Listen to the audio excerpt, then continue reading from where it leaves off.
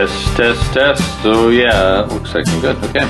I'm Phil Wyman, and this is the Wild Theology podcast, where the world, the humans in it, and God are all wilder than we've been told. That's your intro? So, you'll get philosophy and theology and crazy stories that come from 30 years of pastoring, Boring. 20 years of festival work, Whatever. and the mud and blood of wrestling with the living in the spaces angels fear to tread. Ooh, trying to sound interesting, are we? Oh. Yeah, you think you got something to say? Yes. Yeah, that's the problem, dimwit. Look, I'm a lot smarter than you think. Yeah, you tightened your shoes this morning. Whatever. We're Phil Wyman, and this is Wild Theology, where you get to argue with your own ideas. And lose. That's the point. Over the last year, I've become pretty close to becoming completely nomadic. In my travels, I've learned something about the nomadic life as it is lived in the places I've been traveling, predominantly the US and the UK. There are aspects of full-time travel that make living difficult and, in fact, cause some people to have to live outside the scope of the law. So you're saying you're a criminal? No! Right. So anyway, a person can't have a bank account, a driver's license, or insurance without a physical address. And for many travelers, this means making your, quote, home in a state like North Dakota, where a mailbox can work as a physical address. Others use the address of family and friends to say that they live in a state. These complexities faced by nomadic people are not unique to the US and the UK today, nor are they new. These are problems that the transient missionaries and monks of the early church faced with both the Roman Empire, and surprisingly, they even had problems with the bishops and leaders of the early church. Now, one might say that I'm falling prey to confirmation bias. You think? Okay, and I do admit that I'm studying the topic of nomadism, even as I'm going nomad. So, of course, this possibility exists. On the other hand, it's a common thread in both religious history and scientific pursuit that one studies and looks for support of the very things one is trying to prove. The line of confirmation bias and discovery is a bit like walking a tightrope until discovering what side you ought to fall on. I think you fell off the wagon. Hey, I'm not an alcoholic. Yeah, that's what they all say. Yeah, and that's what they said about Jesus, too. Oh, and now you're comparing yourself to Jesus, huh? Shut up. So this podcast is called When Nomadism Becomes Illegal. I'll be covering the 3rd to 7th century of the early church, and I want to say thank you to the patrons who make this podcast possible, and if you'd like to support it, you can do so at patreon.com/Phil Wyman. When nomadism becomes illegal.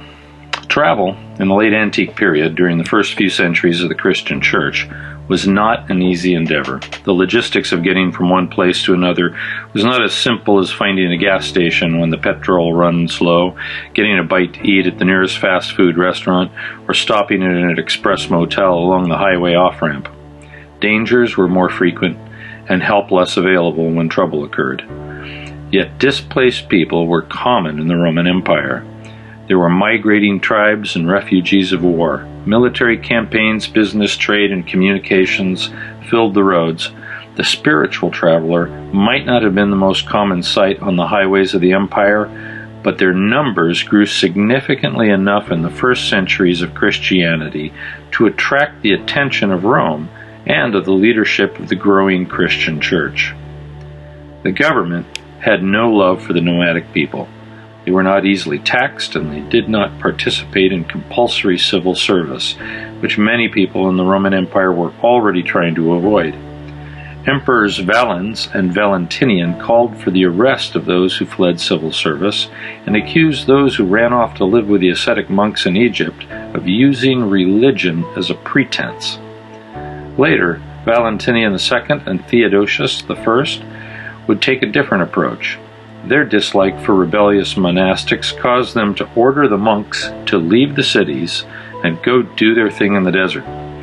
it appears that the nomadic religious people were caught between being accused of slacking their responsibilities as citizens and being seen as a rebellious, destabilizing factor to the empire.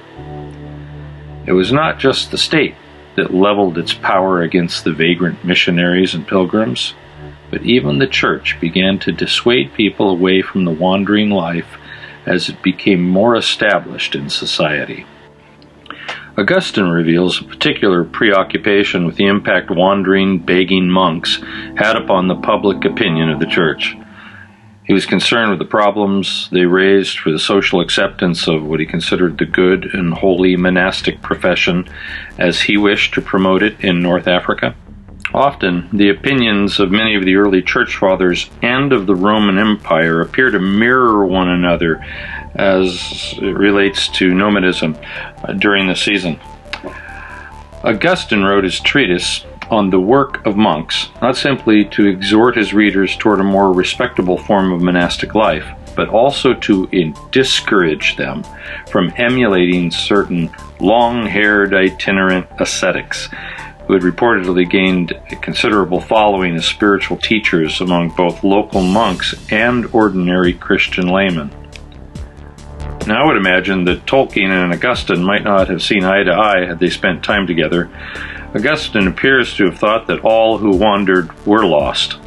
He would attempt to suppress nomadic ministry through his regular assault on its validity, and he was not alone among the early church fathers in this bias.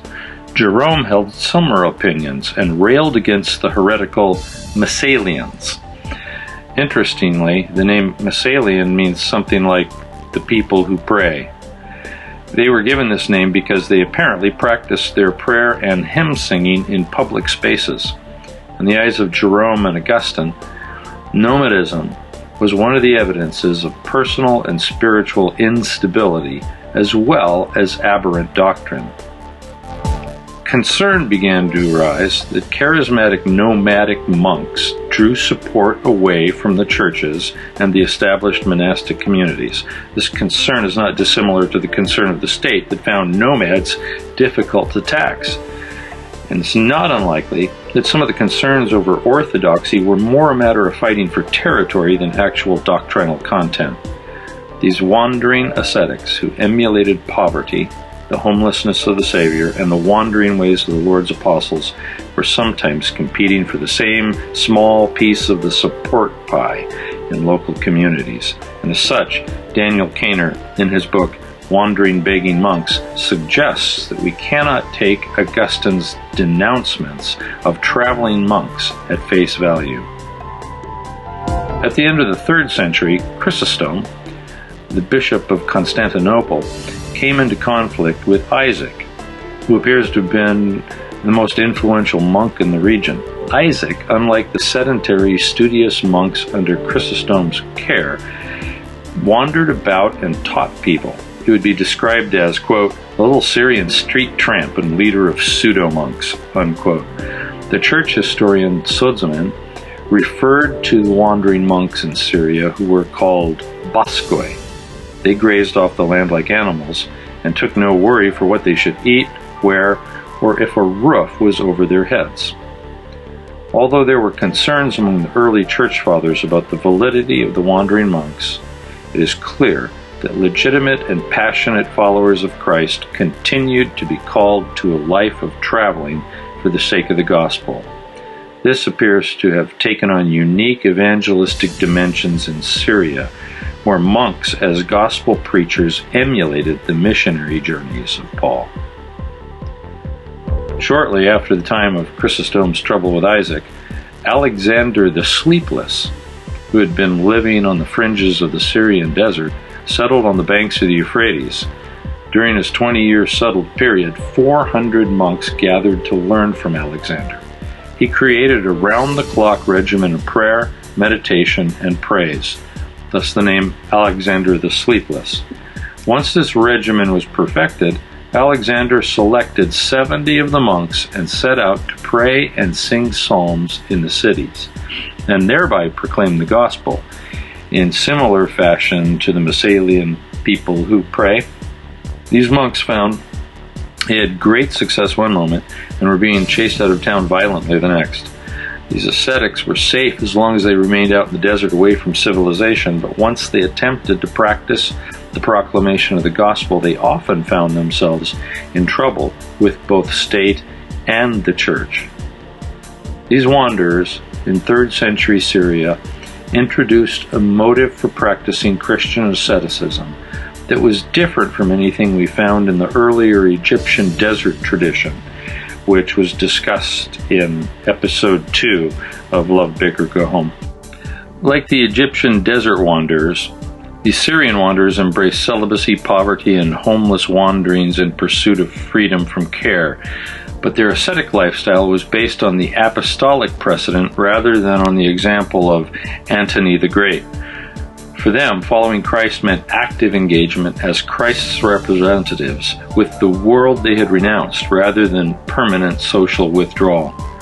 Sometime in the late 4th or early 5th century, the Book of Steps would be written by an anonymous author, probably living in the Persian Empire. Kaner references the book as a support for the spiritual nomadic. Quote, "The spiritual elite of the Book of Steps were apostolic vagrants. To recapture the divine madness of the apostles, the author recommends imitating the deranged fools of the world who treat themselves with contempt by moving around in rags without any home or possessions, eating whatever comes their way." Unquote. The symbol of Christianity as a vagrant or a pilgrim's journey is clearly found in the teachings of both Christ and Paul. Paul connects our lives to the wandering of the children of Israel in their 40 years on the way to the Promised Land. Of course, Paul is making a metaphorical appeal to every follower of Christ by attaching this nomadism to an attitude of holding on to the things of this world loosely. But Paul's own life modeled the nomadic lifestyle in exact detail. Jesus similarly speaks of his own ministry with the words that were often repeated by the ascetic monks of the early church. Quote, "Foxes have dens and birds have nests, but the Son of Man has no place to lay his head." Unquote. This connection to nomadism and its freedom from the possessions which too frequently possess us was not something that even the detractors of the wandering monks could avoid. It was such a clear part of the gospel tradition that theologians like Augustine were forced to interpret traveling and pilgrimage metaphorically. But strangely, they did not find a place for actual nomads in the will of God. For church fathers like Jerome and Augustine, it was a model for the Christian life, showing our need to hold on to this world and its goods lightly, but not something to be followed literally. In suppressing nomadism, did the African bishop Augustine of Hippo and his followers attack the wrong target, and thereby divest the church of some of its inherent power? While monastic communities in the East were solidified and flourished as communities, wandering monks and missionaries appear to have lost momentum in the East. The legalization and acceptance of Christianity by Constantine has often been blamed for the diminishment of Christian vitality. It remains in debate today whether the legalization of Christianity was a benefit to the church or turned out to be a negative influence. The answer appears to be that it was both a help and a trap. On one hand, the church spread its influence through all the layers of society from the top to the bottom. On the other hand, it would fall prey to all the problems of politics and corruption found in the empire. During the same season, the hetero-orthodox sect of Manichaeism remained nomadic and grew at alarming rates. Oh, you mean those heretics? Well, yeah, that's what most people seem to think of them then.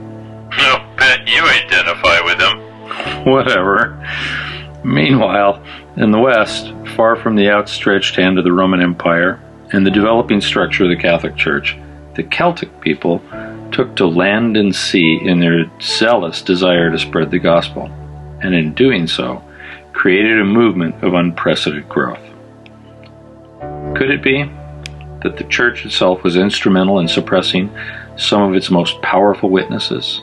And could it be that it worked to block vagrant monasticism, that it also lost the wildness and charm found in the earlier evangelistic nomadic movement? We may never know the answer to that question, but it certainly makes one think.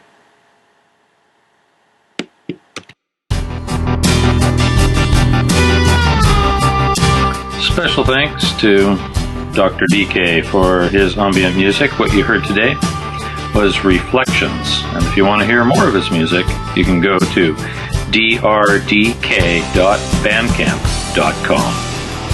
If you'd like to support this project, you can do so here on Patreon for as little as $1 a release, and at the most, that's $4 a month. Why on earth would anybody want to support us? Well, I think we're pretty cool, and maybe some people believe in what we're doing. Oh, come on, you believe that? Yeah. Don't you ever think you're just a little too weird for the average person? Yeah, sometimes.